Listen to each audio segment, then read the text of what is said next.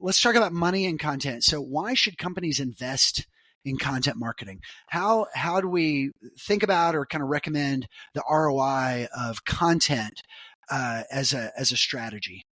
I mean, I think the first thing is, if you're not doing it, you're missing out. I mean, all of your competitors are using content marketing.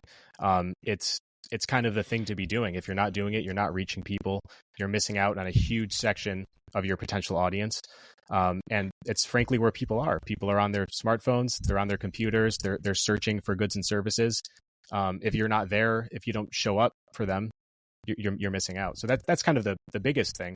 But I would also say, there is a very extensive long-term return on investment with content marketing. We talked about this already a little bit, but when you have a really rich, really good piece of content, there's so much you can do with it.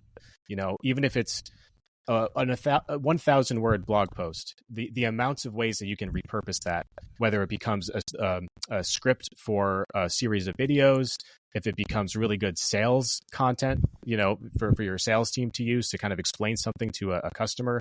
So investing in content is such a good investment in yourself and your brand, because everything kind of comes out of that. That's great. So yeah, you're really kind of touching on two different aspects there of content. One is there's a compounded interest effect with content.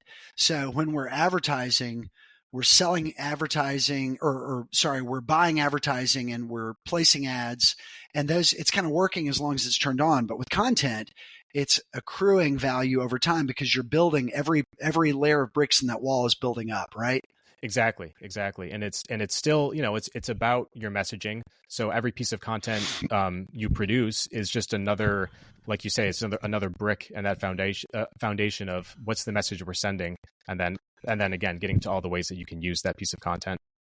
Yeah, that's great. I like that. Yeah, I like the way you're saying that. All the ways you can use it, because we, maybe one layer of bricks in the wall is for us is our publishing. All the different ways we use that new piece that's been built. So for us, like we talked about this on the episode 1 of this new podcast series, the Narwhal Pod, with Gina. We talked about video and how a lot of our thinking about video is not doing more with the production value of the video, but doing more with the publishing value of the video. And so, yeah, you're sort of expanding my thinking about that to include good pieces of copy. And so, yeah, there are lots of ways it can get used. You can turn a good article into either, supporting, building up part of a white paper. It could be converted into an infographic and designed. It could be, you could pull a snippet out with an image as a social media post. You could turn, we've had campaigns where we took our most valuable blog posts that got the most traffic and said, all right, we're making videos on these 52 items. Yep. And so here we go. Let's start making video. And so, yeah, it's kind of like there are a lot of different ways that content is invested in. If it's done in a smart way, it has really great return on investment. Yeah, I think that's where the strategy comes in, right? If you really map out what are the things that we want to talk about, what are our customers' pain points, what are the questions that they're asking, sort of the they ask you answer approach. If you can map out those things, then strategize, okay, what type of content do we want to be producing? Can we produce one really good piece of content and then break that up and figure out how to publish it from there in different ways?